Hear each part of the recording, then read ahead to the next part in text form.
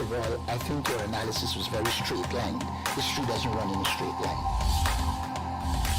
Kid, you cannot tell your neighbor he is stealing ducks when you are stealing frogs. As High Commissioner, I was wrong.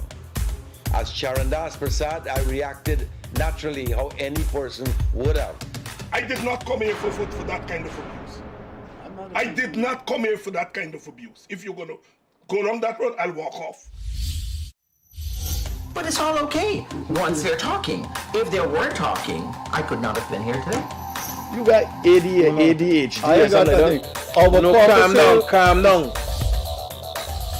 I think I've done enough in terms of taking our team out of trouble from losing. Tomorrow, Taylor. That's good.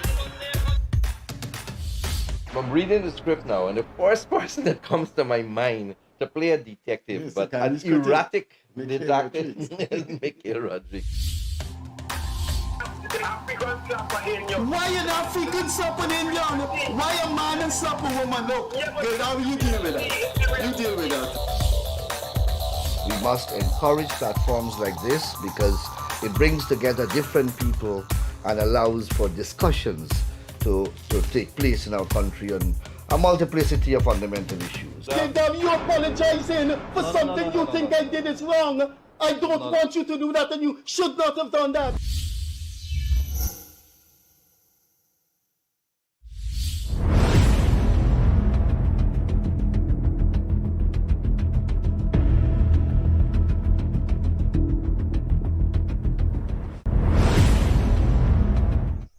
Good evening. Pleasant Friday evening to you.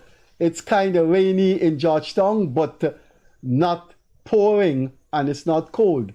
This is the call-in program, and we have a co-host that never co-hosted the program before, but is quite well known. So you may have things that you want to talk to him about.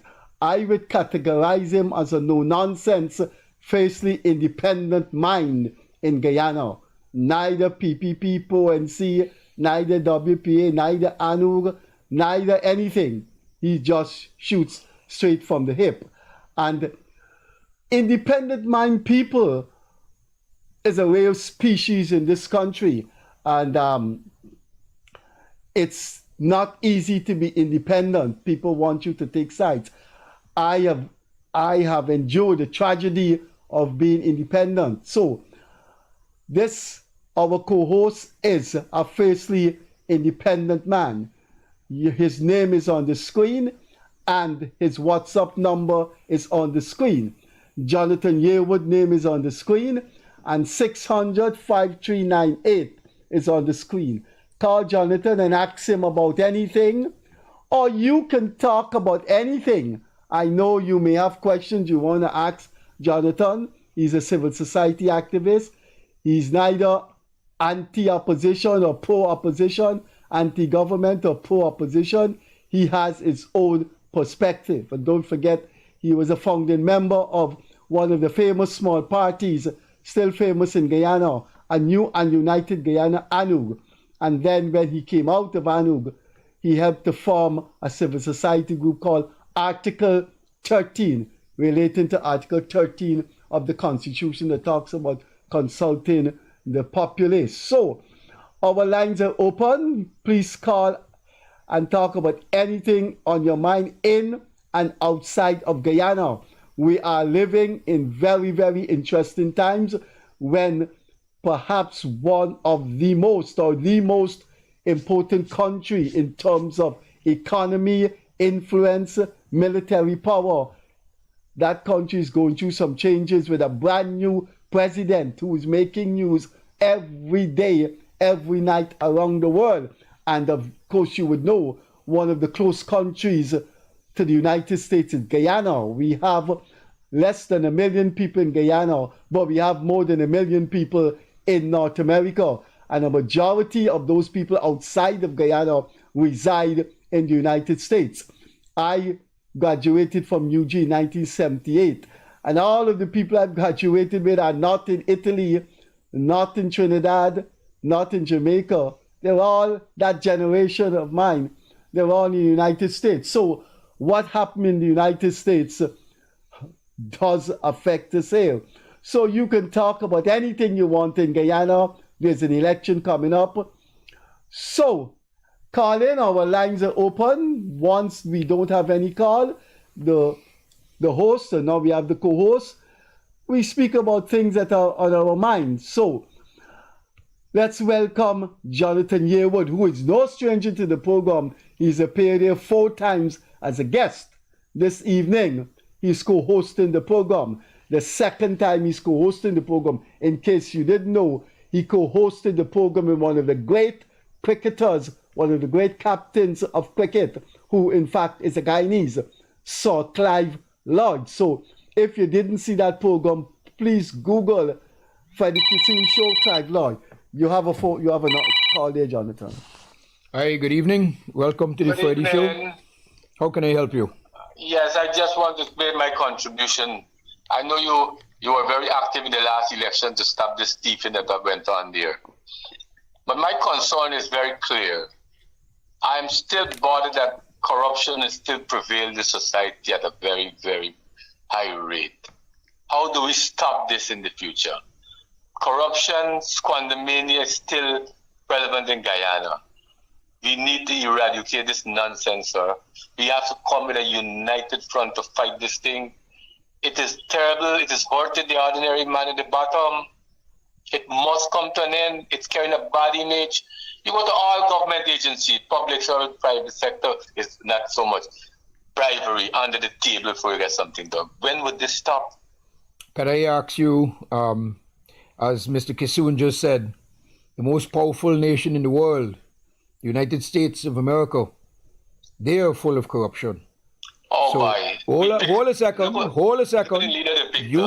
You are asking us, how do we stop corruption?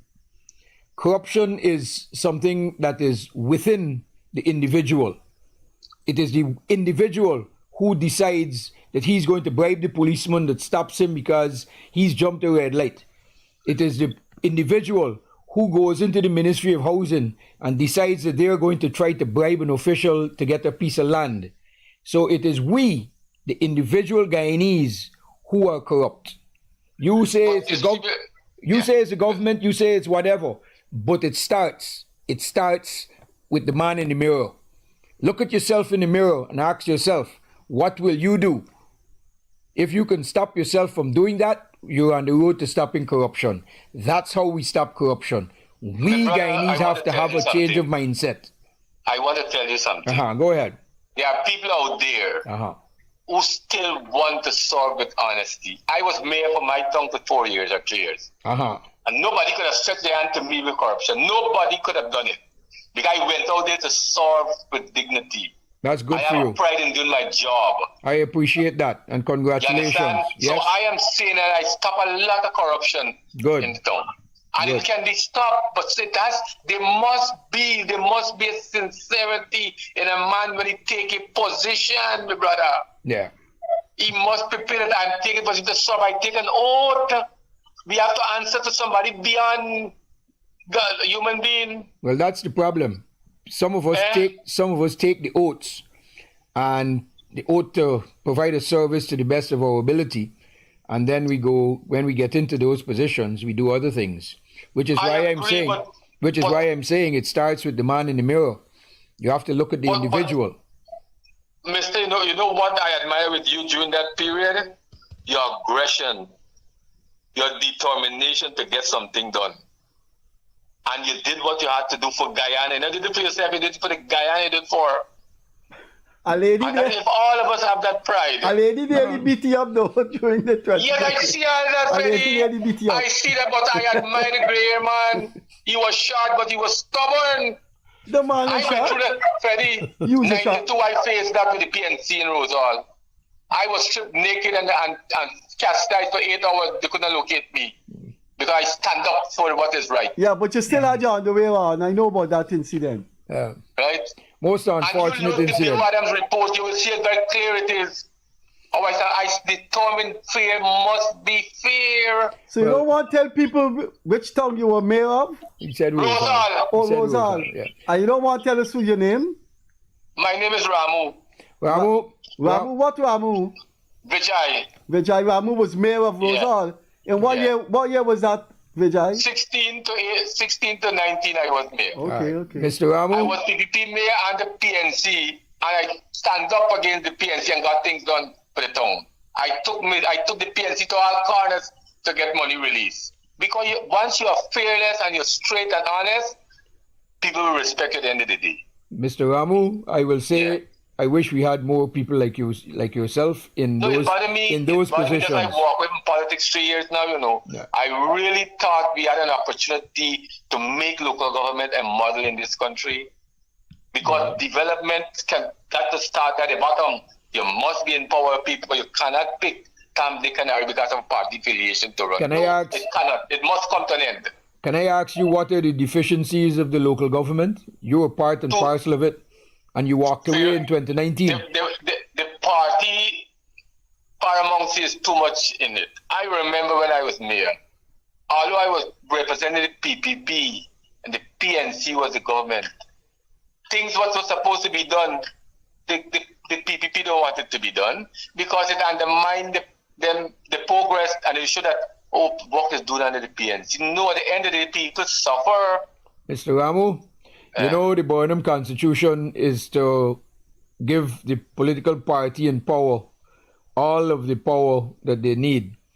And unfortunately, the PPP has always said that they hate it. When they're in opposition, they hate it. They want to change it. I agree with you 100%. But when they get into power, they embrace every single aspect of it. My brother, I'm one standing up for my walk away from politics. You know why? I feel they give the PPP this chance. They should have correct themselves properly. They had an opportunity. They came back into government. You should have cleaned this thing a little bit. You could have started at your level. You control most of the NDC. There's not a single NDC in this region I'm speaking. I'm a proper office. All you got to send a minute service to people. Yeah, well, that's unfortunate. In a modern guy, and you telling people to pick up garbage and throw in tractor with fly and boom, fly and dead dog and cat all inside thing. What are we talking about, comrade? That is very unfortunate that those in power don't see the need to make things better. And they are the lowest paid workers in this country. Well, I'll tell you what I think about it. Mr. Ramu, I'll tell you what I think about it. I think that every political party that gets into power, they refuse to change the systems that will make things better. Because if the systems change for betterment, the citizens of Guyana will become better, and they believe that they will lose their control and power over the citizens. Everything you talk there, I believe. You know why? They do not want the populace to see progress in the right way and to educate them the right way. You understand? Because people will stand up at the end of the day for the right thing. And what I said goes for all three political parties. It goes for every political leader and every political party. That's right. When we take this, I'm very upset what is happening. I'm telling honest to God. That's why I'm so glad that I could have talked to you tonight. You know that I want to reach you personally. Well, you know that? You have my phone number, so at the end of it... Keep it down, Blair. Keep it. I appreciate you, and I like Freddie's time. I have another call coming in. Moderating a program, he takes no side for nobody. Mr. Ramu? You got to bring facts. Mr. Ramu, I have another call coming in, so I have to go. Thank you for calling. I appreciate it. Thank you for calling. Hello, good evening. Hi, good evening, Mr. Kissoon. Yes. Good evening, Mr. Yearwood. Good evening. How can I help you? Yes, sir. Everything is fine with me. I just want to follow up on the young man that Colin just now talked about corruption. It is true that corruption is prevalent all over the earth, including Guyana. But I think the route, in my opinion, to eradicate corruption is by fixing the system. You can put a pastor, an imam, or a pandit in a corrupt system, brother. Eventually, he will get corrupt. But you could put a straight bandit in a straight system. Once the laws dictate that if he trouble with that money, if he trouble with that property, he will be penalized severely. I can guarantee you that that criminal will not touch anything there. So the problem here is not people are corrupt. The problem is that we need to get a chance to change the system. And once the system is changed, believe me, there will be no corruption any longer in Guyana. Don't you ever believe that there will never be corruption. There will always be corruption. However, However, what we really need is those found in higher office that are found guilty of corruption should be heavily penalized. We have little or no enforcement to find these people. Nobody enforces any of the major laws in Guyana. And we all know that. Look at how people drive on the road. Look at what goes on. Nobody does anything about anything anymore. It's a lawless country now. We have the laws. We just don't enforce those laws. And that is where the problem comes. Mr. Yearwood, you're saying the same thing that I'm saying. I agree with you. Yes. But if you to me carefully with what I'm saying. Yes. I'm saying that if the laws are much more stringent, then it will minimize corruption. You won't hit it up. Yep. You won't get rid of it 100%. But if the laws are much more stronger, brother, I guarantee you that corruption will be minimized in this country. Look, we have many countries. Mr. Kissoon will tell you about China. All right. China have corruption. I have another call coming in. Of many just now. No, I have another call coming in, so I have to go. Prevalent as many nations around the earth. All right, so. The rules and laws All right, are sir. very strict. Okay, he wants to take another call. Okay, sir. He wants to take another call. Mr. Ramjiwan, how can I help you, sir? Hi, good evening. Hi, good evening. Johnny. Hi. I have to echo the sentiments expressed by those two guys. However, I will also let them know in the country that I'm living, which is the great United States, the amount of corruption we have over here, Papa, oh my God. I mean, we got a mayor is being mayor of New York. Mr. Adams. Soon be released because Mr. Adams. Adams. That is what I was. That's what I was saying earlier. He's gonna get a free ride all because he's cooperating with the feds because of the illegals and I don't think anybody gets a free ride with Mr. Trump. Somewhere along the line, Mr. Trump will want his pound of flesh. He's getting one, I can assure you. No, somewhere along the line, somewhere within the next 4 years, Mr. Trump will demand his pound of flesh. Believe you me, he doesn't do anything for free. Anyway, I have another call coming in. No, there's no call. No, I have something else to say. Yeah, go ahead. I have something else to say. When the person spoke about you standing up and whatever, that is so true. And the unfortunate thing about a lady beat him up. Yeah. Yes, yes, I was about to say that. Carl Joseph. No, call the lady. They are the alternative, and that is the sad thing. But he fought back though, right? Guyana is unfortunate. There was no fight. There was no fight? There was no fight. She hit you? No, she didn't. He pushed on the lady, man. You pushed on the lady? These things on video, you know. I know they're on video. Say you pushed on the lady. People know about it better than I do. People have watched those videos hundreds of times, so they know about it. She can't sue you. The statute of limitation has run out. She can't sue you. He tried to return the favor and the police stepped in. Well, thank you, sir. Thank you for calling us. The unfortunate thing about Guyana is that the alternative is no good. So I guess we have to stick with the PPP. Yeah. Well, I wish you all the best with your life in the U.S., the United States of America. I hope things work out well for you. So you have a pleasant good evening, and thank you for calling in. Good evening. Yes, good evening, sir. Mr. Jonathan Yearwood is our co-host. How can I help you? No, I have a very important point I'd like to raise. Go ahead. Concerning the passport office. Yes, go on. There was an issue today at the passport office, whereas it was closed off at 7:15 or 7:47 something tonight. People who were supposed to uplift their passports today at 1 o'clock was there from approximately 12:30 until 7:15. The 7:35 tonight waiting to uplift their passport. Very unfortunate. No, but this needs to be rectified. This is not this is out of the order. And then they were saying at first they came out, they said they're having a issue, technological issue with technology, right? And the upgrading. They could have said to us, some of us, those who live very far away, you can come back on Monday, but not have people waiting there until 7:15 in the night. Some of us live Michael, Linden, all kind of places. Oh my. Madam, I am very sorry to hear this, but this just goes to show how we as Guyanese treat each other. And those in authority. Because I can't understand what really could have gone wrong. They said yesterday people were supposed to uplift, right? They said, okay, the new system is going in, and you have to go and retake your picture and take your fingerprints and sign back. Okay, fair enough. This is for people who applied from last week. Then today, now you go there expecting to uplift your passport. No, it was none, and then they had no courtesy to come out forward and say something that makes sense. Madam, because I can't see how bringing in the new system could affect a printer or the technology in it. So you didn't get your passport? Yes, eventually it was given, but it was... Some people didn't get theirs, though. Pardon me? Some people didn't get theirs.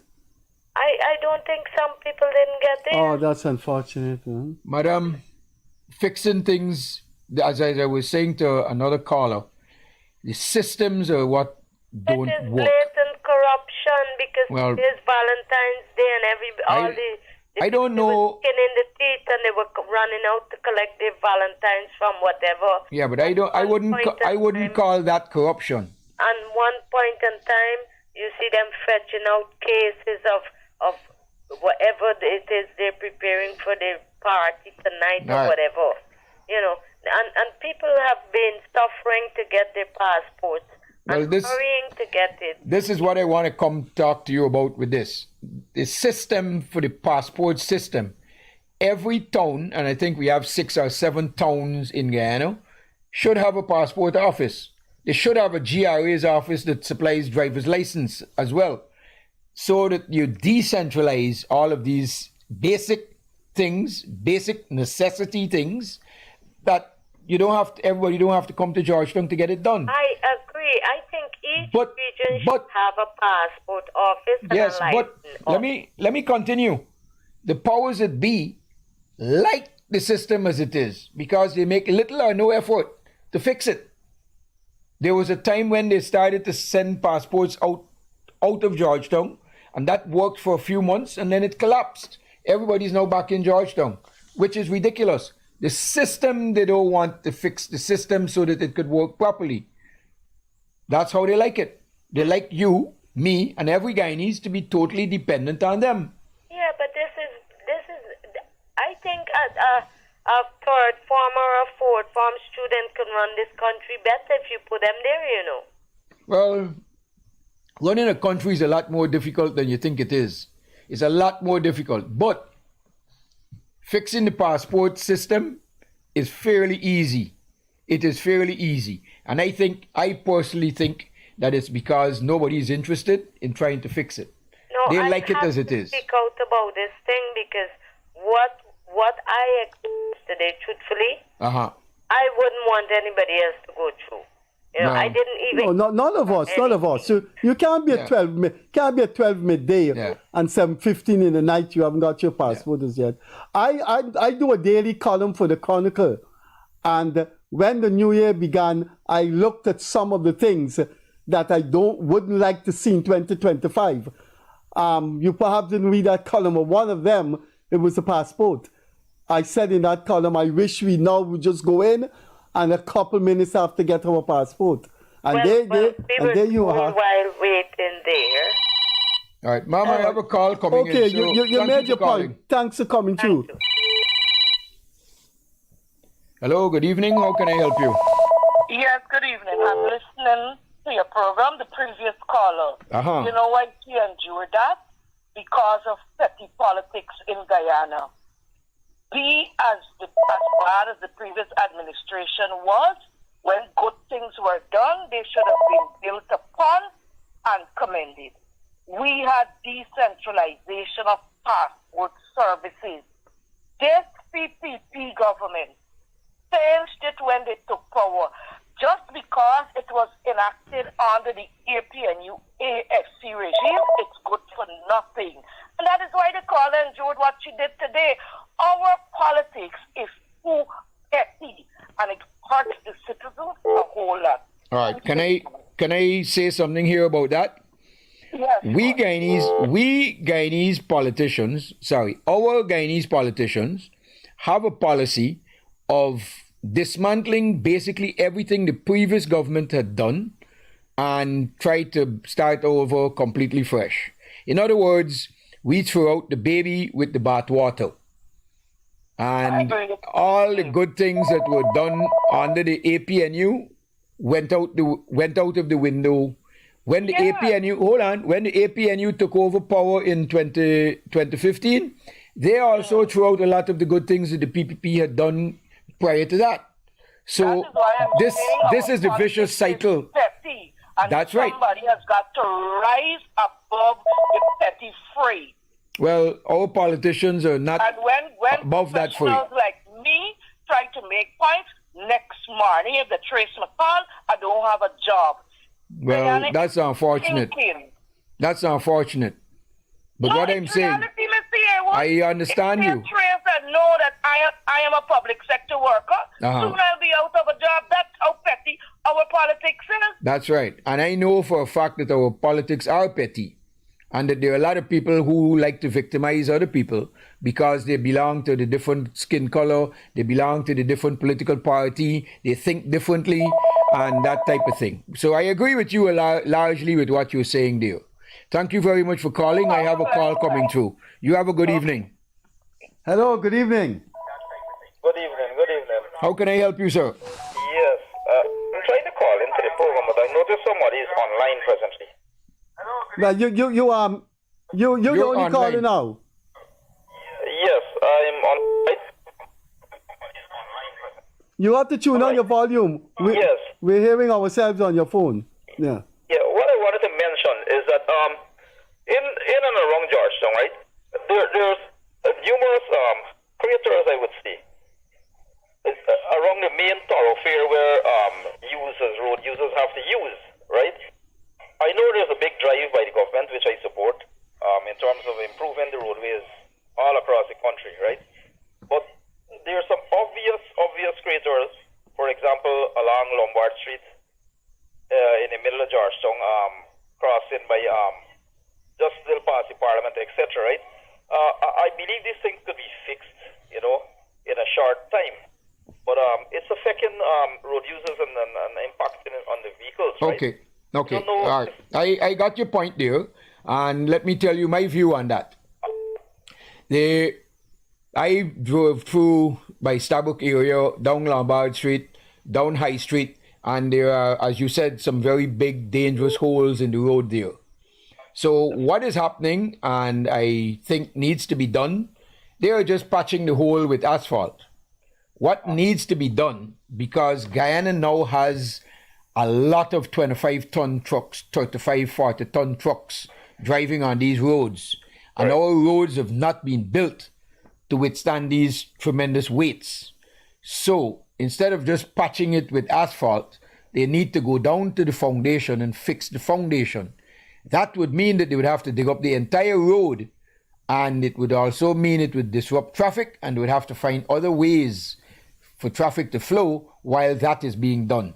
But it needs to be done on our main roads, because that is where our heavy-duty trucks drive, from the wharf to the depots to wherever. Those are the main roads that need to be done proper to accommodate maybe as much as 75-ton trucks on it. You can't build a 25-ton road for a 25-ton truck. You need to go more than that. So it's something that they need to look at, and it should be done as early as possible. I'm sure it can be done because there's less traffic in the night, right? Yeah. The other ways you can divert traffic using the police. All right. Thank you very much. I have another call coming in. Okay, thanks, sir. Good. Hello, good evening. How can I help you? Good evening to you, sir, and good evening to all listening. Yes.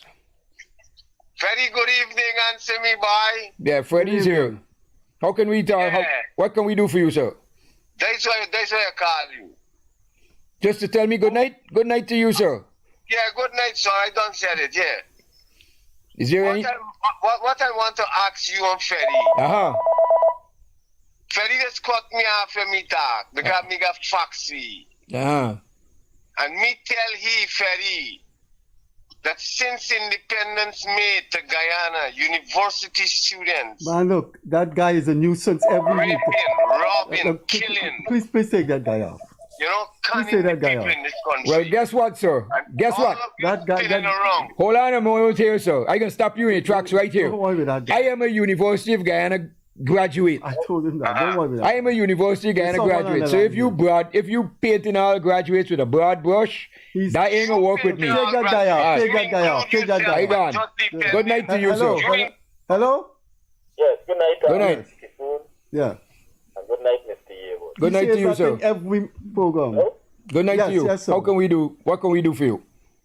No, I would like to just share my opinion on the current topic tonight, which is corruption, right? I think Guyana is a work in progress. Over the years, hello? Yeah, we don't have a topic. People talk on what they want. There's no topic. Anyway, go on. Well, okay, let me just expound on that. I think Guyana is a work in progress. And over the years, I've seen changes, significant changes in the system. Because if you look, for instance, at GRA, what the process were about 10 years ago is a far more robust process now in terms of clearance through custom. Right? I think we cannot blame the government of the day. The government makeup, the system is a part of the government. And we have public officials who administer those systems. Well, I'll tell you what. Right? From what I've heard, And more so, right? Those systems are managed by professionals within the public sector. all right. So here's what. From all my talks with people in and around Georgetown, I've been told that GRA is one of those examples that is shining brightly and well above a lot of the rest. So GRA, kudos to GRA for managing their system as it should. Unfortunately, a lot of the other systems are not functioning. GPL is not functioning. GTT is not functioning. Everybody cussing every day about them. GWI is not functioning. Let us be realistic here. In 2015, our nominal GDP, that's the gross domestic product, the total economic output in one given year, right, was about $3.8 billion US. That's nominal GDP. In 2020, it was about $6 billion. So what's the point? Today, it is nominal at $23 billion to be exact. I don't doubt you. No. This is not figment of the imagination. No. That's it. Yes, go on, son. GDP can only expand if they have productivity. So how do you get productivity when you don't fix the systems? Right? Okay. Now I'm saying this to say, right? That a grid that would have withstood or accommodate an economy of $6 billion US compared to 4 years or 5 years ago, the astronomical development, my brother. Had the APNU AFC supported the Amalia Falls project, I don't think we would have been in this dilemma. Many criticize the gas to shore project, but that is a revolutionary project. Yeah, but we're not talking about the projects. We're talking about the systems that manage the projects, the systems that the people have to go through to get things done. Those are the systems we are lambasting, not the projects. Port office, right? We understand the hurdle there. You do? I understand the hurdle there. So what do you understand about the hurdle there? Now, I am saying that if we should measure, right, or do a comparative analysis to what the system was maybe 10 years ago. Hello? Hello, you get cut off? No. 10 years ago, what they are now, there have been improvements. So. Not in the passport office. I beg to differ. Because I'll tell you what, a few years ago, passport was given to me in 5 days. You go in on a Monday, you collect it on a Friday. Passport offices were decentralized all over Guyana. Now they're all back in Georgetown. So don't tell me that passport office is better now than it was a few years back. No, I will not accept that. Very sorry. Well, the passport office is managed by the Guyana Police Force. That's what I'm saying. The systems are bad. The Guyana Police Force needs to fix whatever hurdle the passport office has. But the Guyana Police Force doesn't operate. I don't think Irfan Ali wants the people of this country to suffer. I don't think so. Oh, he doesn't. He doesn't. But guess what? Does he make and give directives to his Minister of Home Affairs to say fix it? And then the Minister of Home Affairs tells the Commissioner of Police fix it or else? No, they just say fix it and then nothing gets done and we back to square one. So well, before I go, yeah. Before we go, I have another call coming in. Guyana is a work in progress. It is. And things will be fixed. Well, I hope it's fixed rapidly. For the next 2 years. All right, sir, I have to go. Thank you for calling in. Bye-bye. Hope to hear from you next Friday. Yeah. You got a call here? Well, the call they cut off, so I was trying to get him to call back. Hello? Hello, good evening. Hi, good evening. Well, we can call him back. Right. I'm having a problem. I'm not hearing you. There's a feedback. You have to lower your TV or your phone, else we can just hear ourselves. Yeah, you see, I'm hearing. Look, you haven't lowered it. I'm Cut hearing. it off. Hello? Yes, can you hear me now? No, you haven't. Yes. No. Yeah. Yeah, and I cut this call off, so. Okay. When you're calling, please lower your television because we are getting a feedback. You're getting a call now. Hello, good evening. Hello, good evening. Good evening, Mr. Kissoon and Mr. Yearwood. Good evening to you. I'm calling in regards to these rape cases within the what should I say, hinterland regions. Yes. What about them? I think only a few weeks back, Minister of Amerindian Affairs, Ms. Sukai, she was saying that within these Amerindian hinterland regions, that sexual assault isn't prevalent.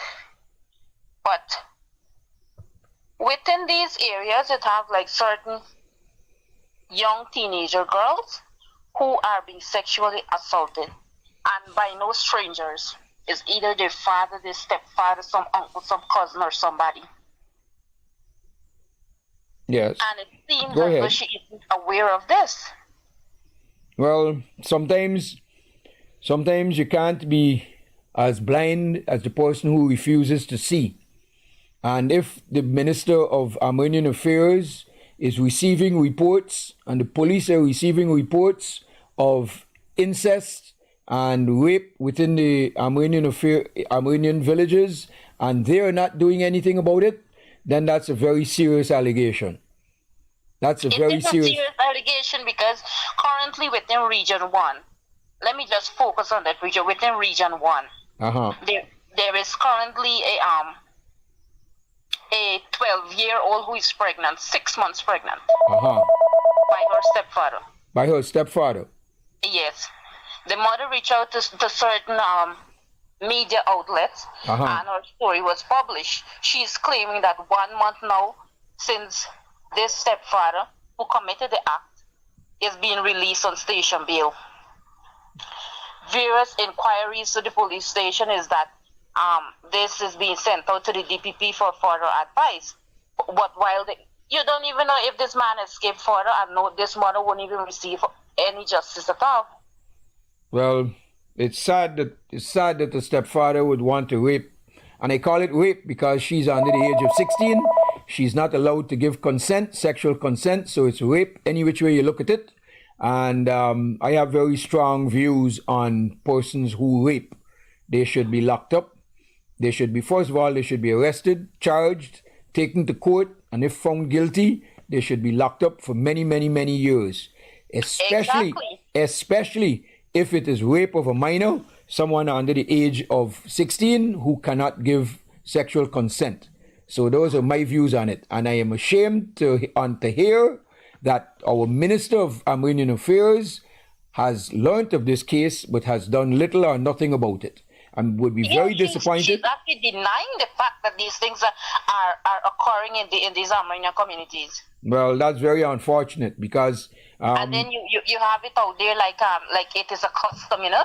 When people hear it, they be like there's normal thing with the Armenian people and things like that. Well, it is sad because it's not something that should be allowed to happen. We must protect our girl children and our boy children until they reach the age where they can say yes or no for themselves. There is another case too, whereas within the Mabrumat sub-district there in a place called Whitewater. What's that case? A girl she was sexually molested since she is 6 years old. 6 years old, wow. Yes. To date, she is 25 years old, and she got 5 children for her abuser. Wow. That's tragedy. Now, these 5 children that she actually got for the abuser, she have like female. Now, the same abuser now is molesting the small children now. Okay, that's terrible. And no report made to the police? Report was made. Report was made to the Mabruma police station. The abuser, the man, he got away from the police custody. Okay. Well, that's very unfortunate because the police should be looking for him now. Up to now, no news outlet. We haven't seen anything concerning this issue. And that man should be locked up until he's taken to court. He shouldn't be given any station bail or anything. He should be locked up until his day in court, and then the judge decides what to do with him. Station bail can't be given to the man because the man escaped from the police custody. Well, if he escaped, the police will have to go looking for him. But if you know, the jungle is not an easy place to find people. And yes, I'm very sure of that. And Armenian men know the jungle, so it's very easy for them to hide out. Exactly. And go far distances away. Very unfortunate situation. But I just think that, you know, the Ministry of Armenian Affairs, they should launch a campaign educating these people about, you know, well, you see, such cases. You see, it comes back down to the lack of systems and the systems that don't function.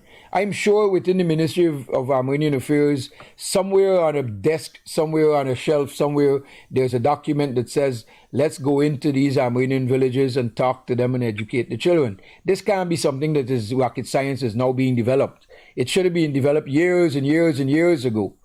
So it should be done and it should be implemented. But nobody wants to implement it. Nobody wants to bell the cat and take it into them. That's where the systems fall down. Yes, exactly. So, thank you very much for calling in. I have another caller coming on. Okay, thanks. Good. Good evening. Good evening. How can we help you? Oh, I'm calling about, I have since last year, February, I go into Gaiwa and make a report. There's a pipe in the yard, but you cannot do construction. I went into them last year, February, till now. I cannot get no proper answer. They said they don't have a high mark. When you do go, the parts can come in yet. When the parts come in wrong parts, all kind of different. Where is this? Where is this? This is Horstelling. Horstelling. Guy, GWI, anybody listening from GWI? We used to have a GWI deputy chairman co-hosting the program. I went to Siraj, and he was quite all right. GWI, can you please send somebody into Horstelling to fix this problem? Living with a water problem cannot be easy. Thank you very much for calling. Thanks, madam. I have another call coming through. Hello, good evening. How can we help you?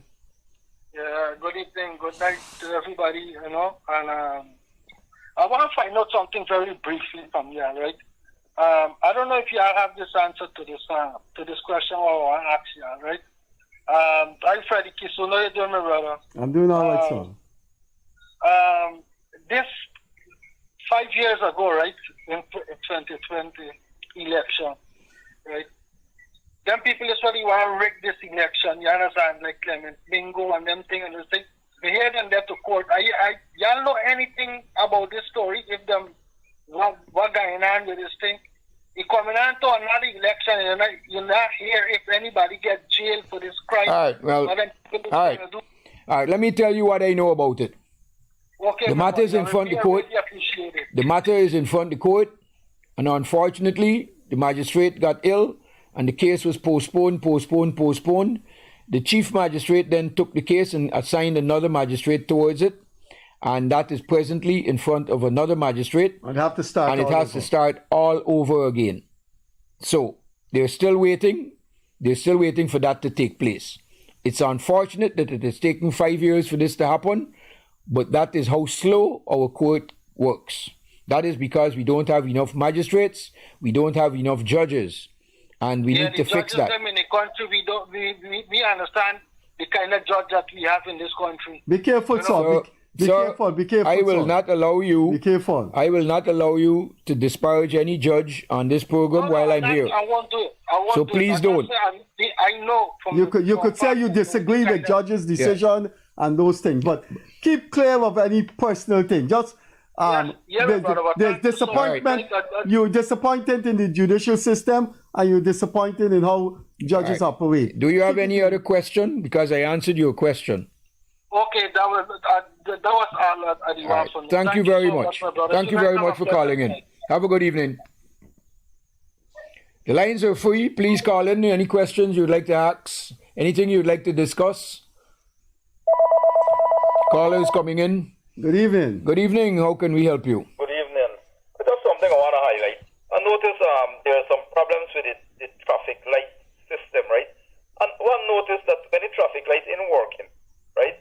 There's no policeman there to direct the traffic. And when it's working, you got to set a policeman there, right? So I'm confused, and it's been about 10 years now that the traffic is in a wrong direction. I wrote a column about that, Saul. I wrote a column about what I saw, and I went down to the traffic head office. I saw the traffic lights not working at Rupert Craig Highway and UG Road, and it was total chaos. And up the road at Conversation Tree and Rupert Craig Highway, the lights were working, and yet those policemen directing traffic. And I went straight to the traffic, spoke to the traffic chief and the deputy Fredericks, and they sent someone. I can't understand that.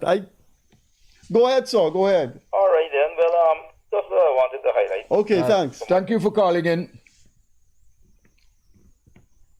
Anybody else would like to call in? Anything bothering you? Good. Our numbers are 231-2982, and you have Jonathan Yearwood, the man who rose to fame in the 2020 elections. 600-5398. That's Jonathan's number. Call him and talk to him. Or if you got any email, if you got any message, text, you can read it. I don't have any messages. You can read it. I'm trying to get some people who tried to call to call back, but Freddie, it's surprising. Yeah. Good evening. Good evening. Good evening. How can we help you? I'm calling connection with Transport and Harbour Wharf. Well, there are several Transport and Harbour Wharf. Which one? By BK there. Okay. That's down on the street? We have to load beef and pork and chicken. And this hour at the night. The abattoir finished working since 3 o'clock. And we have to wait. And he got a gentleman there running the Transport and Harbour. He giving people who can it group. He want a group. Chicken and fish and chicken and beef and pork don't have hours to wait. You have to get them on ice. Yes. And I would like Minister Edgell to go down there in the morning and see what's going on. Because now we loading that beef since 3 o'clock. That pork come from Barbados. What nonsense is that? Okay, madam. What nonsense is that? Madam, I don't know. Ma'am. That is what this government. I wrote Mr. Edgell, and he did not respond back to me.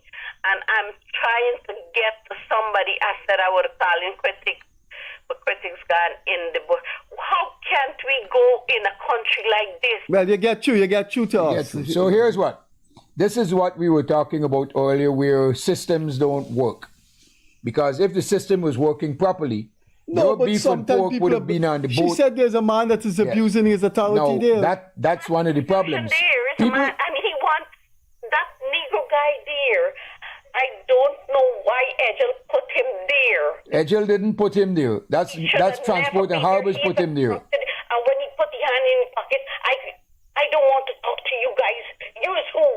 Yeah, but you see, this is the problem. People get put into positions, and then they become bigger than the position, and they're no longer serving the people. They're serving their own personal interests. We need to get rid of those type of people out of those types of jobs. His own people, and he had one girl there for 35 years, and we working there since 2006. We down there working, and we never go to Ottawa, just Transport and Harbor. Yeah. And this man come and they remove that girl, and they put this man, and this man is a more confusion. All right. So here's what. Transport and Harbor people, you hear the problem, please fix it. Please send somebody down there, a supervisor, someone in authority, to check on this man's behavior, and remove him if it comes to that. Have to see what's going on there. Yes. This thing going to Fort Kaituma to feed the Amerindian people. As so he said, he looking after, the president said, we are one. And he looking after each and every person. I don't think that man needed a Transport and Harbor this day. Okay, thank you for calling in. We're going to protest him out of there. Yes, do that. You need to do that. You need to stand up for it. You need to stand up for yourself. We tired of him. We disgust. We fed up of him, man. Yeah. Look, take my cell number and call me tomorrow. 614-59. Hold on for me. Hold on a minute. Let me get a pen. I fed up and tired of that. He's sickening to me. Right about. I am in that area every afternoon. I go to walk my dog on the seawall, so I have to pass there. Take my number. It said to get a pen and a paper. Okay, you gotta hurry. We got calls coming in. Yeah. I'm getting you. 614. 614. 5927. 5927. Yeah, I'm going to have a word with the two ministers, Indal and Edgel, and tell him about this little oligarch. I need Edgel on the wharf because Edgel put that man. That man said Edgel sent him there, and that is the corruption task. Well, that is the corrupt. That very, very man is a corrupt. He don't know to say good morning to you. He don't know to say hi. How can I help you? Who's this guy, Jonathan? I have no idea. I don't be on the wharf. But he needs to be replaced. You don't know his name. He needs to be replaced. When you're going to pay for your ice box to go on the wharf. All right, Mom, I have a call coming in, so thank you for calling us. You call me, right? Yes. And I'm all the best, man. Take care. Thank you for calling on. Thank you so much. Hello, good evening. How can we help you? Tomorrow morning. Yeah, sure. Calling these people that they Okay, go to the we got wharf. another call. Okay. Hello, good evening. Hello, good evening. How can we help you, sir? You got to lower your volume so we're hearing ourselves on your phone. You hear? We're hearing. There's a big feedback. Let me just go down. Yeah. Yes, sir. How can we help you? Yeah. I just want to comment on a job. Look, we're not hearing you properly. Look. What's happening? I'm saying I just would like to comment on a job that was properly done by Mr. Jameson. This job was done in Melanie. You hear me? Yes, I'm hearing you. What job was that, sir? Yeah, it was. They did some drainage. You don't know, cleaning the drains and those things. And I must say, it's 2 months now. I'm here, and my backyard was involved with water all the time, right? But 6 months now, and I didn't know how or what did but for some reason or the other, there's off rains falling in the water. It's still off, so I think it's the job well done. Well, congratulations to whoever did that job. Well done. I'm very happy to hear that something is working well. I'm glad that you're no longer underwater and that your drainage is working well. I'm very glad to hear that. Thank you for calling us. Yeah, you have a good evening. Okay, then.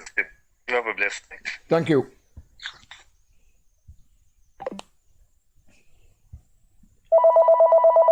Hello, good evening. How can we help you? Can you please speak up? Hello? Hello? Hello? Lost that caller. All right, call is coming in here. Good evening, sir. What can we talk about tonight? Yes, sir. Good. Hello? Hello, good evening.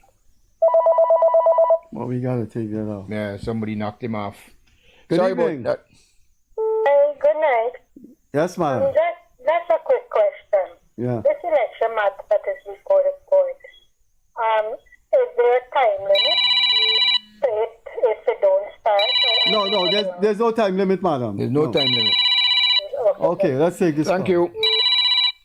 Hello, good evening. Hello, good evening. Hello, good evening. Yes. Good night. Good night. Can you speak up a bit? How can we help you? No, good. Hello? Caller cut. Let's take this. Yes, go ahead. Hello, good evening. Good evening, Mr. Kissoon. Can you please speak up for us? Yeah. Aha, go ahead. Election is near, coming up, right? Yes. And I'm glad if we get a strong leader like Donald Trump, put things in place. That is, apex and wrong whole move. And like how the lady called just now, you put responsible people in the position. What got little good IQ? We changing up everything all over the world. So we supposed to change it up in Guyana. Thank you for calling. Okay. Hello? Anybody else? Good. The numbers are on the screen: 231-2982, 600-5398. So, Jonathan, good evening. Hello? Yeah, good evening, Mr. Yes, Jonathan Yearwood is sharing the console with me. Go on, sir. Can you hear me? Yes, go on, sir. Yeah, so my brother went to the Louisiana Health Center, was day before yesterday. Yeah. So when he went there now, he had some kind of back problem, back pain or something like that. So you know what they give to him? A Panadol, and they told him that the medication he has to get for his back, he gotta go buy it. They don't have it. So what kind of health minister we got in Guyana? But they didn't even send him for an X-ray. They didn't even send him for an X-ray. Today's medicine is machine-based. Everything that happened to you, you should have a blood test or go through a machine test. It could be his spine. It could be something serious. The least they should have done was to send him for an X-ray. You don't try to cover down Mr. Freddie. They said they don't have the medication. You have to go buy it. So what nonsense you talking? No, hold on. Hold a second. Hold a second here. Hold a second. You didn't listen to me, sir. Did you listen to what I'm saying? All right. I am saying they should have treated him better. You're not listening. Sir, the first thing they should have done after they examine him, because it's a back issue, they should have sent him to get an X-ray done. Listen to this, the next thing. He get a letter now from there to go take an ultrasound at Buxton Health Center because they don't have the machine there at Louisiana. When he go to Buxton now, they tell him the machine is not working. He got to come back next 3 weeks. And Buxton didn't give him a letter to go to the public hospital in Georgetown? Because that should have been the next step. Letter till where you go reach? To Suriname? Well, sir, here's what. Machines do tend to break down. It's a matter of, do we have the technicians to fix them? I don't know. But these machines are technical. They're very sophisticated machines. So you need technicians to fix them. In Guyana, those things happen too. No, don't you ever believe that only in Guyana these things happen. Don't you ever believe that they don't happen elsewhere. Guyana, because abroad, things like that don't happen. That's what you think? Things like that don't happen. You're very misinformed, sir. Because they happen all over the world. Because machines do break down. I'm sorry that your brother had to do that. I think sorry, you're emotional. But as I said, we're not in disagreement with what you're saying. If you had listened to me, I wasn't in disagreement. I thought they should have sent your brother for a machine test. Yes, an X-ray at the public hospital. And you misinterpret what I was saying. So I hope you understand. My apologies. So what I'm saying, if something is not working in the health center... No, they should have sent him to the Georgetown Hospital. Look, a lot of those little medical outposts along the place, they just treat people flippantly. I've got complaint which people sick, and they give them Panadol at those medical centers. They really need to take those medical centers in hand. Anyway, sir, anything else? Thank you for calling us. Hello, sir. No, thank you. Don't go off. You're still there? Hello. Let them give him a paper to the Georgetown Hospital. From Buxton to the Georgetown Hospital with a car is not long. Okay, good. Thank you. Thanks. Have a good evening. Any other calls? Jonathan, there's a lot of complaints about those little medical. But they have. Do you? By the way. Hello. Good evening. Yeah, sorry, I cut off here. I was speaking about the escort of the Coast Guard boat with the Venezuelans, right? And they abandoned the boat and turned back and went back to their base, right? This is what we see, right? You're in a passenger boat coming from Morocco, and this is in Guyana waters, right? So the Coast Guard boat went back to his base, and we saw the Venezuelan boat left there in the ocean, right? Yeah, there's a possibility the people could turn back and come back into our country. Well, they're in our country, but they could come back to shore. I just want to highlight this and to make mention maybe, right, the relevant authorities could look in and see how they could strengthen the defense system in terms of immigration and we need to protect us from the invasion of these people on a daily basis. Don't put it like so. I can't agree with you the way you put it. There's an invasion by Guyanese to the world. Do you know Forbes magazine, which is one of the leading magazines in the United States? We are the #1 country for sending immigrants out to another country. Guyana is #1. I mean, I know you may have a problem, but don't turn your back on people. Huh? We can be #1. We are the #1. Pardon me, sir? With billions of people, some countries with billions of people. We are the #1 per cap. But it comes to what I'm saying, right? That if you're going to escort... yeah, we'll talk about that. But don't talk about people invading. You got to come out from our waters, right? You can't just leave them back in the water. It really serves no purpose. It's best to leave them right here. Well, they should escort them at least up to the international line. Correct. Yeah, I agree with you on that. Yes. Yeah. All right then. Thank you. Have a good night. I think he sounded a bit xenophobic. Well, it came over a little difficult. People come into... Yeah, but I figured out what he was talking about, which was He's annoyed that they didn't put them in international waters so they could come back. Yeah.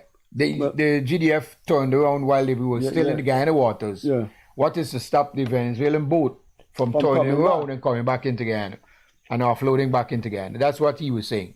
Yeah, and I agree with him on that point. They should have been escorted. But then he sounded a little bit anti-immigrant. Yeah. Well, yeah, could be. Any other calls tonight?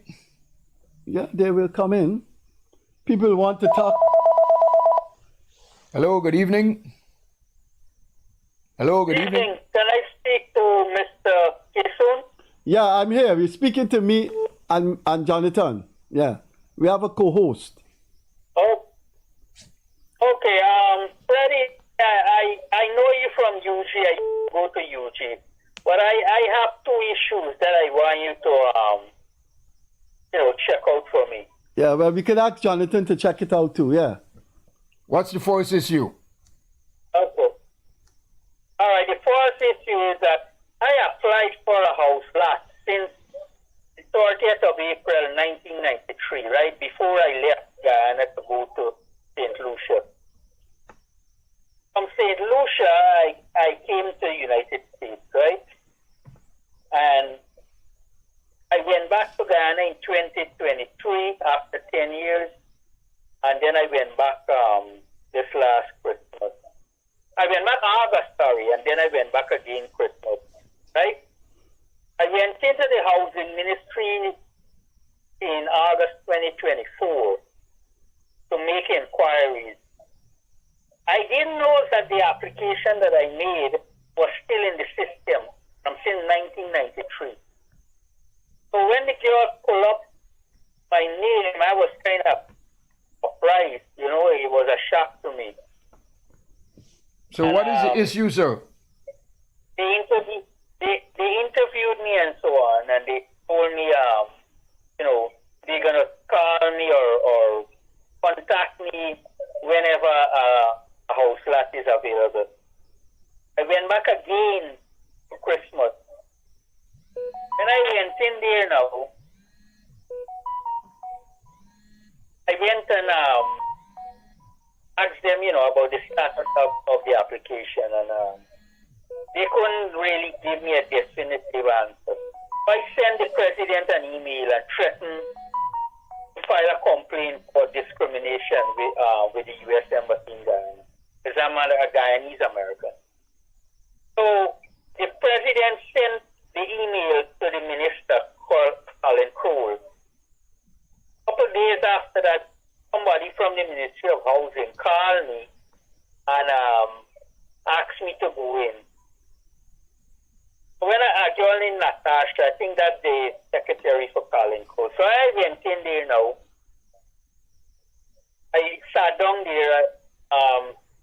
I saw Indar was coming there for some meeting with him. I said hi to him. And then I waited there a whole half hour. Then the girl sent me to. Sir, can you please get to the issue? We have other people trying to call in. What is the issue, sir? So the issue is about a house lot, and I'm getting a lot of push around with the Minister of Housing in Ghana. Yeah, but sir, you just told us that up to August 2024, you were in the system. So they've identified you. Yeah. Patience is a virtue. Yeah, but the thing is, I applied in 1993. So there are people who have applied from even before that still haven't gotten through yet. And we've been hearing complaints about that all the while. So it's just a matter, at least you're in the system. At least they found your name in the system. So it's there. There have been people who have not been found in the system. And they said that they applied since so you whenever. You come back to settle in Guyana? Well, I'm planning to because I'm about to retire. I teach in the United States. Okay. All right. You said you had two issues. What is the second issue? The other issue is about when I went to apply for my passport in 2023. I had to spend a whole day at the passport office to get the application handed in. Is that something normal in Ghana? No, it should not be. It should not be. It should not be. You should get your passport much quicker than that. It should not be. Passport is a problem. The passport system is a problem. So we discussed that earlier tonight. It has to change in 2025. All right. Sir, we have to go. I have another call coming through. Good luck with your house lot, man. All right. Okay. Good evening, sir. How can we help you?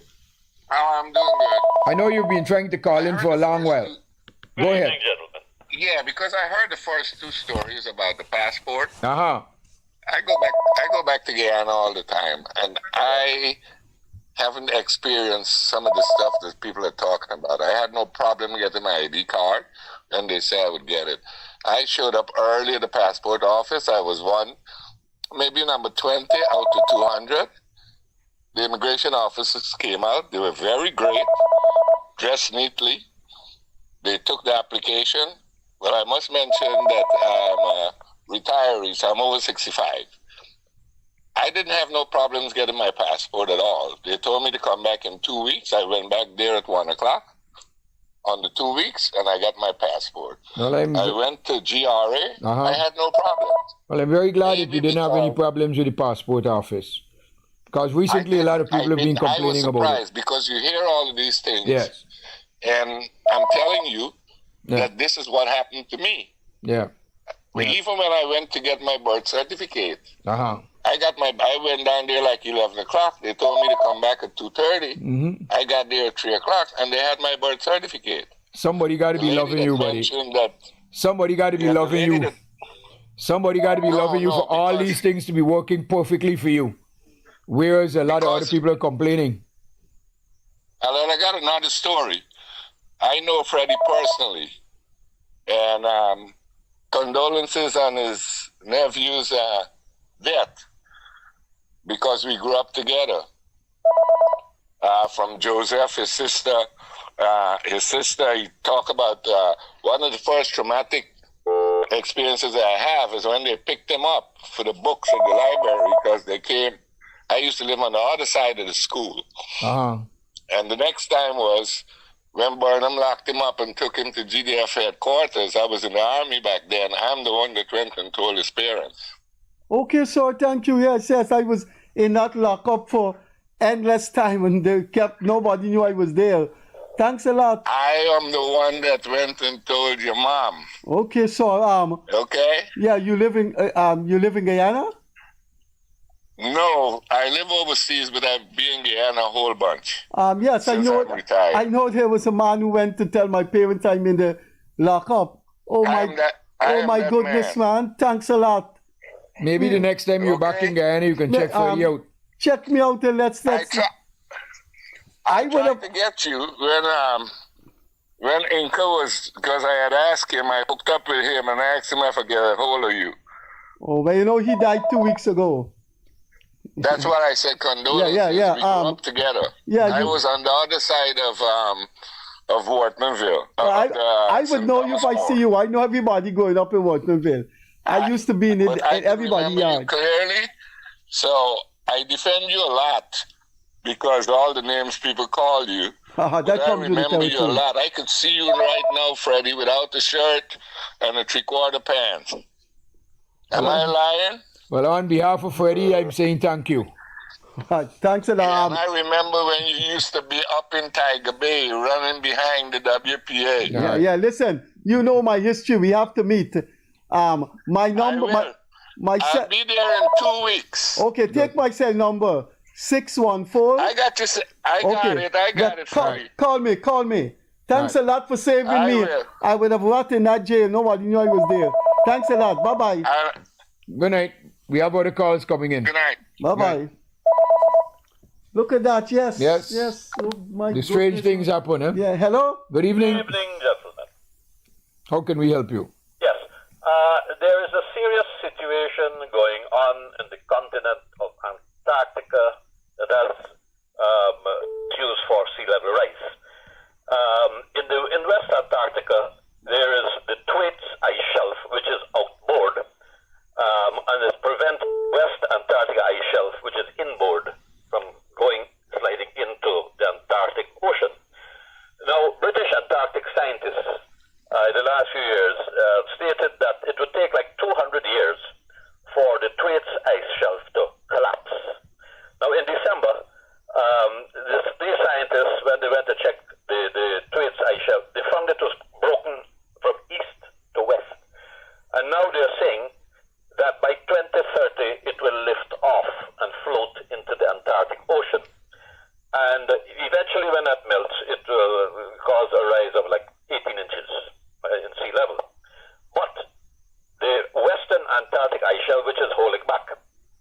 mudslides in and melts, then you'll have a sea level rise of 65 feet. Now, a couple of inches would be disastrous for Guyana, much less 18 inches. So it's something to look at. You should check it. Good. Thank you very much. Okay, thanks, sir. Thanks for letting us know. An impending disaster coming. Always impending. Hello, good evening. Good evening, gentlemen. How are you? We're fine. How can we help you? Good night. It's Mr. Yearwood, right? Yes, it is. Yes, and good evening to Professor Freddie Kissoon. For years, we have been battling with the Stabrook area and that huge congestion. And I'm going to put it over in the language of Professor Kissoon because he taught me a theory. This madness cannot continue. It cannot continue. There's a solution to that debacle there. We have to shift to at least 2 or 3. There's too much of bus parks clubbered into that small area. If we shift the South Park, that will be logistically feasible, and we shift the Kitty Park and perhaps the Lamaha Park. But the 44 Park, the Grove Park, and the Shaw Drop Cars can remain, and that congestion will come to an end. That's point number 1. Point number 2, both governments spoke of expanding the country as it relates to tourism. I give them credit for that, even though I'm not a big fan of one out of the 2. They spoke about expanding tourism. Now, we have to conjure up in our mind, what is it will retain a tourist or retain tourists in this country? And one of the things that will retain tourists is order. You can't have mayhem and people dancing and prancing and behaving like hyenas. Forgive me for using such terminology, by the way. In an area and this tugging, people pulling one another and tugging and quarreling and shouting and listening during it. Number 1, the bus drivers and the conductors, just bear with me. I want to establish the Go on. The conductors should be attired in short and pants. There's a law that stipulates that the driver ought not to wear slippers, yet you see drivers with slippers. Sir, it comes back down to a gross lack of enforcement. Yeah, go on, do. Let's see. Lack of enforcement, that's right. Yeah. I agree with you. Now, the next thing is this. The minibus have clauses under the traffic clause. I'm not okay with all of them, but I was privy of seeing some of the clauses the other day in a road service. Yes, a road service for a 44 bus. And when you look at it and you examine clause per clause, drivers don't even look at that. And again, just as you said, enforcement, the 44 bus, the Timeri bus, the 45 bus, all of them should be differentiated, not by zones anymore. You gotta clamp down on these guys. All of them should carry one color. 44 should carry yellow. Linden should carry green. 45 can carry red so that you can identify them. And next thing the police have to do is this. You're having school children bus riding. You know why they're bus riding? Because this music that these buses are putting in. You need to remove the amplifier, remove the tape deck, no CD, no flash drive, no DVR, just a simple transistor radio. Sir, that is the line we have to go down. And the final point I want to make is now the government is spending huge sums of money. I applaud President Ali. I applaud Minister Edgell for pushing this infrastructure drive because the country needs infrastructure. But contractors, engineers, and even the government need to understand this. A road will not, its life will not be prolonged if there is no drain. You have to have drain because if you don't put drain, water is accumulating, and then these guys that are doing the road are not doing it as standard that the road has what is called an incline, or the common colloquial word in Guyana, hasselback, so that the water can drain off. So the water is lodging. They need to look into that. They need to let the contractors put drain, no matter how narrow it is. You need to have drain at least on one side, but preferably on both sides of the road. So I just hope that with the influence that Professor Kissoon has on yourself, and I'm glad that you're there tonight, that, this message can go out to the government and go out to others that are in command. Those are the points I this man was a hero during the 2020 election. I know. I spoke to him already. Yeah, but he nearly get beat up though. No, but I heard he nearly beat Professor, you what up. they should have done, people like himself and Mr. Timothy Jonas, is get these men involved in some form of power share. Let me don't use power share. Let me use another. I think he and Jonas fall out though. He can talk about that. Get some organization because these men are men of integrity. You know, we need people like that. They don't have to be necessarily. Yes. Jonathan Yearwood is a man of integrity. I can tell you that. I know him up close and personal. So let me answer a few things. First of all, the traffic situation and the minibus situation is done like this completely because of a lack of police enforcement. And I've been told from many people that the reason for that is because the police themselves own a lot of these minibuses. So you're asking the police to go and take out their own music sets from their own buses, and we both know that is not going to happen. So we need to fix that. We need to maybe stop police from owning a minibus. And we need to bring the minibus, the public transportation, under serious law and order. My suggestion is we phase out the minibuses and we bring in large buses. We bring in large public transport. That's right. That we ask a company to bring in 40 buses. Maybe we give them duty frees for that. They bring in the buses and they run Linden, they run New Amsterdam, they run long distances. Smaller buses like the 35 seaters can run around Georgetown and they can work. And they're not allowed to be owned by individuals. They have to be owned by a company that runs that. Thanks for coming too. Let's take this call. Thanks. Good night. Hello, good evening. How can we help you? What would you like to discuss tonight? I'd like to discuss some of your callers and this story time. Now, the guy who applied for his house lot since 1993, left, gone to St. Lucia or wherever, then go to the States. You know how much time house? No. Hold on. We as the host can't tell him those things. I know what you're talking about. I know that came to my mind. No, there got people. Some of time they come over. There got people stay here. There got people go. There got people stay here since 1993 and they ain't going away. But you have to understand the protocol of this program. We can tell him that. We can tell him that. Also, we can tell him that. Passport office. I am a local Guyanese and I went there the other day and I was shocked how fast I got through. You understand? Every agency, any business has got a bad day and a busy day. Maybe you gone on that day. But I will say this to you, Mr. Kissoon and Mr. Yearwood. The service has improved at the passport. It's not the best. It's not what we want it to be, but it has improved. Well, I'm glad to hear that. So I just wanted to touch on that. And I am just saying to some of these overseas-based Guyanese, when you come back here, tone it down a little bit, toe the line. You understand? Things getting better.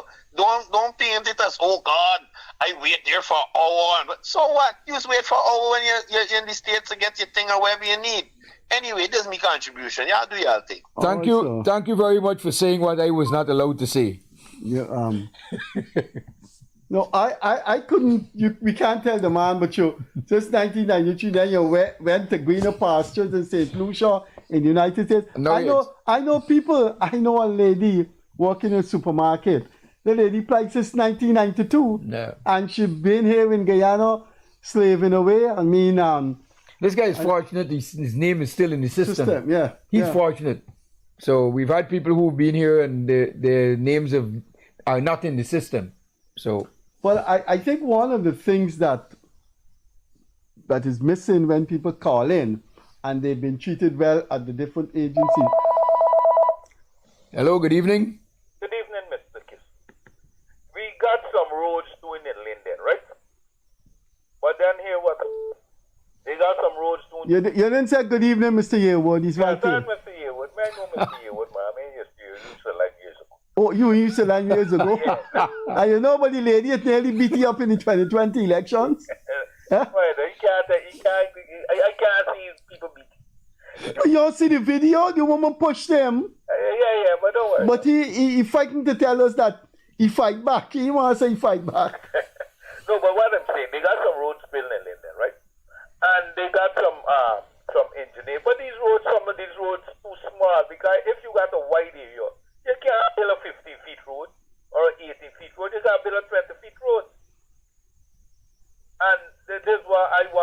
call to tell Mr. Edgell let him liaison with his engineer and his Well, this is not happening only in Linden. It's happening in a lot of places in villages all over Guyana. In that they're building one-strip roads where people are complaining. If you're going to see a bad road, you have to get a bad road. If you can't get a 15 feet road, a little strip, well, you have to get a 18 or a 20 feet road. Well, some of the roads in some of the villages are so tiny that only one vehicle can travel on it at a time. So what happens if one vehicle is coming in and one vehicle is coming out? There's confusion. Well, I'm glad if you could raise the point with Mr. Edgell.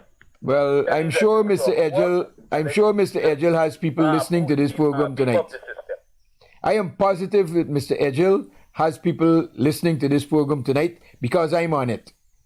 All right. Thank you for calling in. Yeah. And I understand your problem. Yes, and I agree with it. They need to do it better. Yeah. Good. So hold on.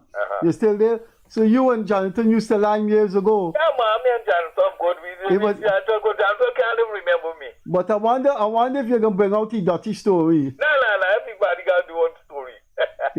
Me story clean, Me I got dirty story. When you used to line with him, the man says he's not a Portuguese. I know the man's a Portuguese. The man says he's not a Portuguese. I think he said some Syrian or Lebanese or something. But the man's not Portuguese to you, man. Let's not go down that line. Any other calls? Hello, good evening. Yeah, good evening, Freddie and Mr. Yearwood. I am calling on infrastructure. It surprises me to see the road that they're talking about, the East Bank Essequibo Road from Parika going in, they said to Gorsham, something like that. I was there on Tuesday, and it was a very narrow road. It's very thin. They didn't make provision for any, like heavy-duty truck or something like that. And I'm very disappointed. I think they should have made a modern road. That's I don't know if the government, can look into it. I don't know what's really going on because I was there like 2 February ago. That was 2020. So you're asking the government to look into the government because it's the government building the road. Well, something what really happened, the people above don't know where really going on at the bottom, because many times these things, like you're supposed to make, supposed to make an 18-feet road, wide road. You're going to give 16 or 15 and all these things, but then the people at the bottom there now, they're the people passing these roads, and not to say it's a minister or who. So let me explain something to you. When a contract is given to build a road, there's a very specific specifications as to what is needed for the road. So many inches, so many feet wide. Then they have engineers that go, and then they have supervisors that go to make sure that these things are built appropriately. And those are the people who are not doing their jobs. Because the road is a very nice, because there's some road, some street, they're wider than that road that they're making there on the East Bank, Essequibo Road. This is where the people that are in the authority are not doing what they're supposed to be doing. Yeah, you feel very disappointed because let me say, if you pay attention for modernity, Yeah. you're supposed to build something modern. It is a narrow road. All right. And the road is very thin. Sir, thank you very much for calling in. He has another call. I have another call coming in. As well. I don't know if you've ever, by any chance you drove by between Pleasant to like Success. If you could destroy that piece of place that is there, the road that they are making, they're making all right. Some good Okay, time going up a week. Could we take this other call? Yeah. Thanks for coming through. Hello, good evening. Hello. Hi, good evening. Sorry to keep you waiting. Good night, Mr. Yearwood. Can you please speak up?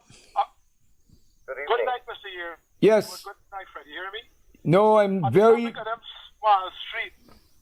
Instead of the small street, can you imagine if they're white? They're going to have the people cheering. They're going to get more as a step of the yard, so somebody can knock them down. And on the topic of passport, a lot of people reference the U.S. You know how long you gotta wait for a passport in America? I have no idea. I never went to America for a passport. No, but I'm telling you, that the overseas guys reference the U.S. to Guyana and whatever. And people, they're improving the system of the passport office. I guess the lady that got first, she's frustrated, but that happened. They trying to fix the system to extend the life of the passport for 10 years, which is good. So in the future, you're going to phase out. You're not going to have so many people, I agree. going every 5 years. The 10-year passport is a wonderful thing. It's a great initiative, and it's going to help a lot of Guyanese in much better ways. You don't have to go and get a new passport as often as you have to right now. So it's a good initiative. Yeah, and them Fine Street, it's saving life. Oh, that's how you look at it. That's a very interesting way of looking at it. If that's how you look at the Fine Street saving life, maybe you should just keep your children in your house. But I grew up playing on the street. I like the one, the Fine Street saving lives. Yeah, because you beg the street wide, you know what, the children will lose their life. They must speed through and race through. Well, and it's slowing them down. All right, let's take this on the call, right? Thank you for calling. Right. Have a good evening. Hello? Hello, Mr. Freddie. Yeah, and Mr. Yearwood is here. Yes, I'm just joining the program. I know politics is a dirty game. I think I should have leave Mr. Mohammed alone and try not to drag him down. And the other thing is, I hope there is a third party in the upcoming election. All right. Yeah, anything else? That's it? No, that's it for now. All right. First of all, there will be a third party in the upcoming election. There will be multiple third parties in the coming election. That I know for sure. Okay. Whether they come under one umbrella or they come individually, I have no idea. But there will be multiple third parties. And I get multiple voters. All right. Well, the more political parties, the better. The other thing is, you're talking about Mr. Mohammed, and you think that people should leave it alone. Yes. But I'll tell you this. Having entered into the foray of politics myself, when you decide that you're entering into politics, you're fair game for any politician. And all is fair in love and war and politics. So if you decided you want to enter into the realm of politics, you cannot complain if you're treated like a politician. But that's very dirty. Yes, politics is a very dirty game. Yeah, but you can't. Yeah, right. But the man it's is a very dirty game. Yeah, but you can't do nasty things to people. Anyway, Mr. Mohammed is quite capable of defending himself. Doing that. Okay, so our time has come up. Thanks for coming. Our time has come. I normally come from 1 to 10, and within that time, if there's no call, we go. I have one coming in now. But then that's the last call. Hello, good evening. The last call. Hello, missed call. Went off. So, our time has come. I'm going to come from 1 to 10 as I normally do. And if there's no call, that's it. It's coming in. Okay. Hello, good evening. Call. This is the last call. Good evening. How can we help you? Good evening, Johnson. Can you explain to me the transparency thing that the Guyana government got this year and the one compared to Afnu's government? And explain to me who does this transparency assessment? We can't go into details, so. But what I can tell you, our operators have to go. We're 2 minutes above overtime. Okay, Transparency International is an international organization, and they send people out to look at various aspects of your government, and they give you marks based on what they see. So that's how it's done. We gotta go. So we gotta go. All right. Sorry, but basically, that's it in a nutshell. Question and answer, man. Before you go, okay. Are you there? Are you there? Here. I'm not a fan of these international organizations. Okay, good. That's a good question. I think a German organization named Transparency International, an organization in France named Reporters Without Borders, they need to come to the third world and do more research. I think these people have an inbuilt Eurocentric attitude to the third world. But we gotta go. All right, please call next Friday. Okay. Bye-bye. All right. You have a good evening. Thank you for calling. That's it. Bye. We have to go. Jonathan Yearwood certainly had a lot of calls, no doubt. Jonathan's presence. Jonathan is a friend of this program. We have about 6 or 8, 9, 10 people who are friends of the program. They've made this program possible over the 2.5 years. So we're going to have Jonathan again. It was indeed interesting having Jonathan Yearwood, a man I call with an independent mind. Thanks for being with us. We will have an interesting guest on Monday. On behalf of Jonathan Yearwood, have a pleasant